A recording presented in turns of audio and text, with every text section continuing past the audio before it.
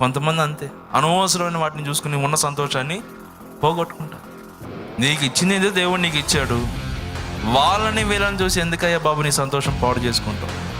నీకు ఒక ఇల్లు ఇచ్చాడు, నీకు ఒక భార్యని ఇచ్చాడు, నీకు ఒక పిల్లల్ని ఇచ్చాడు, ఏదో నీకు తగ్గ బైక్ ఇచ్చాడు, నాకు తగ్గ మైక్ ఇచ్చాడు, ఏదో నాకు తగ్గది నాకు ఇచ్చాడు, స్తోత్రం చెప్పుకొని సాగిపోకుండా ఎవరి వైపో చూసి మనకున్న సంతోషాన్ని అంతా పోగొట్టుకొని గ్యాస్ ట్రబుల్ తెచ్చుకొని, షుగర్లు పెంచుకొని, బీపీలు పెంచుకొని, బహుగా కోపం తెచ్చుకునేది ఎందుకునైనా?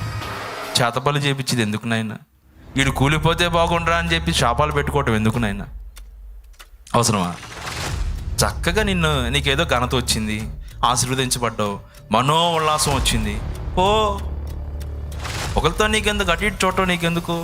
కాదు, ఈయన నాకు గౌరవం ఇచ్చాడు లేదా, వాళ్ళు రెస్పెక్ట్ చేశారా లేదా, అందరూ నాకు రెస్పెక్ట్ చేయాలా, మా ఇంట్లో మా ఆయన రెస్పెక్ట్ చేయాలా, పక్కింటి వాళ్ళు కూడా రెస్పెక్ట్ చేయాలా, మా అత్తారింట్లో కూడా రెస్పెక్ట్ చేయాలి. ఎక్కడ రెస్పెక్ట్ తగ్గితే మాత్రం ఊరుకునేదే లేదు. వాళ్ళు ఆ మాట నన్ను ఎందుకు అనాలి, వీళ్ళు ఈ మాట నన్ను ఎందుకు అనాలి అంటే అన్నారు. అన్నోళ్ళని అన్నీ వాళ్ళు తిప్పలాలు పడుతున్నారు. దేవుడు నీకు ఇచ్చేది నీకు ఇచ్చాడు కదా, ఆ సంతోషంతో సాగిపోవచ్చుగా.